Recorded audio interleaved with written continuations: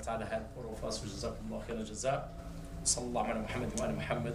And if إذا قلت خير فمن الله عز وجل. If any mistake is from me and from the shaitan, والله بريء من ذاك. نعم. Assalamu alaikum. Inshallah, we're going to open the question and answer session right now. And I will suggest the sister down there. Sorry. The sister down there, if they have any question, they can write down on the index card and send it to us here upstairs. So Sheikh will address your question also, inshallah. So anybody in the audience, they have a question to share.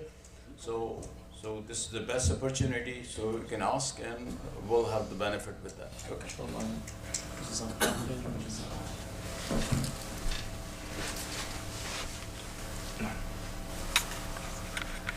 So mashallah, we have a question.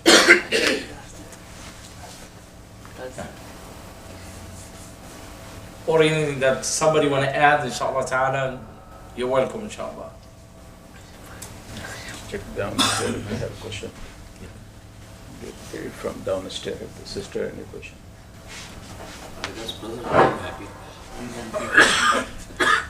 نعم أخي. One question regarding the community Muslim, mashallah, living in the country where mostly non-Islamic laws or activity or practice is going on. And our Muslim come from abroad just to also as far as job or business, but also we are also ambassador of Allah subhanahu wa ta'ala. Yeah. But sometimes some of scholars make say sometimes maybe some issue they say yes, some they make say is not, but it's scary situation. Like especially riba is mentioned in the Allah subhanahu wa ta'ala in Quran. Is very open war with Allah subhanahu wa ta'ala and Rasul sallallahu alaihi wasallam and Malaika and the people who are Muslim moment. So is now this here actually this is very common thing in for these people because their all system is running like this. But here we have to find a way where we can be somehow safe. Now some people in the very beginning I came here like a 10 years, I maybe more than 2 decades in this country. So, but some of people in the very beginning, they were very scared when they come new. Oh, this is halal, this is haram, this is haram. But when they are living long time here, they are not going back to see their back where they came from to get, overall, like when we drive a car, so sometimes 3,000 miles, 4,000 miles, we need a tune-up, change the oil, whatever. But here, the system people, first they're scared. Should I get the house here? Because there are a lot of systems here, even non-Islamic way. Or some people say Islamic way this way, but still they need a credit card, right? The system is very scary. So some people say, some scholars even say, this is a very fearful situation. Some people living in apartment, some people are living in house. But can you please guide? I'm questioning that. So inshallah, maybe you understand some brothers are now. He's saying that how you live in a halal way in this country while there are so many ways to not satisfy with the halal haram. Bismillah ar-Rahman ar-Rahim. Wallahi, the question actually is very heavy. Okay. Very heavy. And this issue of riba or banking or buying houses through the Islamic financing banks and all of that we have a couple of them here locally and also around the United States of America. Just last month we had actually conference. It was in Dallas, Texas, and it was about this issue. It's AMJA. If you go to website www.amja.com, and it was actually, alhamdulillah, scholars, and which AMJA stands for American Muslim Jurist. And we meet actually twice a year, sometimes once, and discuss these issues. And it was different school of thought, of course, Ahnaf, Maliki, or Shafi'i, Hanabila, and different scholars, alhamdulillah. And also the banks that they are actually doing that, like Guidance, Dariba, and then their own bank in Chicago, right? And, yeah. So we actually, with our scholars, alhamdulillah, that meeting was actually 3 days meeting to discuss this issue of musharaka that you're all aware of. The bottom line, I will say, our ulama, alhamdulillah, who are here and those who are overseas as well, working on something that inshallah ta'ala, hopefully to avoid this issue of riba, because as Nabi, this is also the prophecy of Muhammad sallallahu alaihi wasallam. He said it will come a time if you don't go get involved in the interest, whoever doesn't, مسه من غبارها, it will be touched by the dust of it.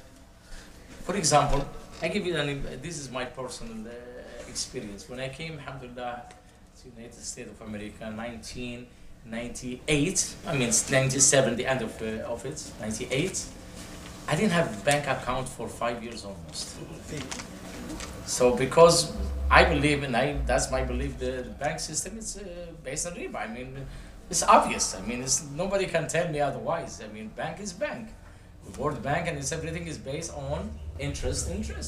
So, but I tried finally, and I had to cash the check. I was working, so where I'm going to be, I have to drive all the way to Encino because the company I worked for, they had actually the office in Irvine, but the bank is in the Encino. It's called the One Bank or something. It was not something like West Fargo and all of that. It's few banks, and this deal with the people in the construction business and all of that. So I used to drive to cash my check. Then finally I have to open an account. Checking account with I still alhamdulillah have the same one. So is it riba involved in the checking account? Of course. I talked to an expert on that. They said yes. Your checking account is also touched by riba. There's no way around it because some of the money is in the bank. Now, how much you can avoid, you have to do your best. We have to, اتقوا الله ما استطعتم. fear Allah Azza wa Jal much you can. You have to do, and الحلال بين الحرام بين. No scholar can tell you something that is really haram, and he said it's halal. I mean, if you fear Allah, even if he made mistake, whoever that person is, we are not actually forced to do it.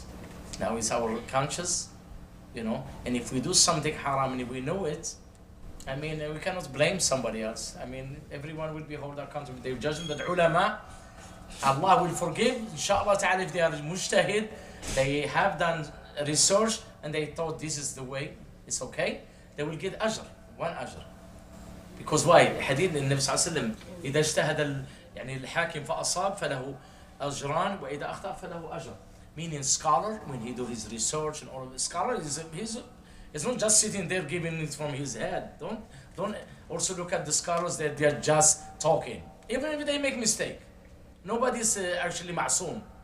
And Nabi sallallahu alaihi wasallam, Malik rahimahullah used to say, everyone qawl is, we can take or reject, except Sahib al-Qabr. And he was in Masjid Nabi sallallahu alaihi wasallam, and then member, and he's pointing in Qabr al-Nabi sallallahu alaihi wasallam. Because he was Imam the Masjid Nabawi.